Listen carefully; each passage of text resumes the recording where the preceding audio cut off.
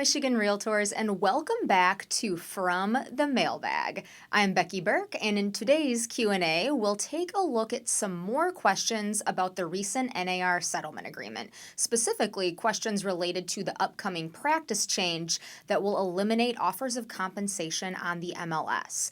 As a reminder, the terms of the settlement are still subject to final approval by the court. This is the information as we currently understand it, but guidance could always change depending on final court approval. With that, let's dive into some questions from the mailbag. Question 1. Can buyers and buyer brokers rely on an offer of compensation that was in the MLS prior to the effective date of the MLS practice changes? It depends. If a binding purchase agreement is executed before the MLS practice changes take effect, then a buyer broker should be able to rely on the offer of compensation in the MLS, even if the closing occurs after the effective date of the policy changes. But if a purchase agreement is executed after the date that the policy changes take effect, then the offer of compensation on the MLS will not be valid. Question 2. Does the Realtor Code of Ethics prohibit using a buyer's offer to negotiate compensation to the buyer's broker? No. If the buyer has a written agreement in place with their broker that requires the buyer to pay that broker a specific amount, then the buyer can always attempt to pass on that payment obligation to the seller via the purchase agreement. In this scenario, the negotiation is not over the amount being paid to the buyer's broker. That amount has already been agreed to between the buyer and the buyer's broker in the buyer's agency agreement.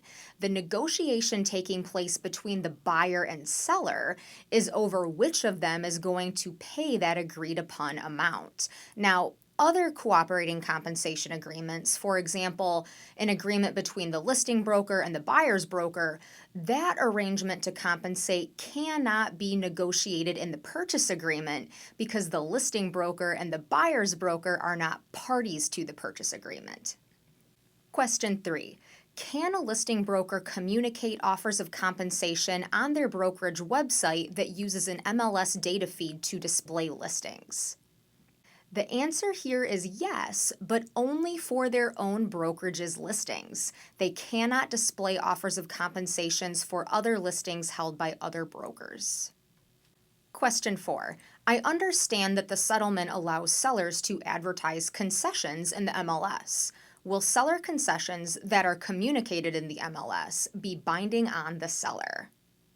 The settlement does allow sellers to communicate concessions via the MLS, so long as they're not tied to using or paying a buyer's broker. But remember that, in general, seller concessions are not binding until they're established in an executed purchase agreement.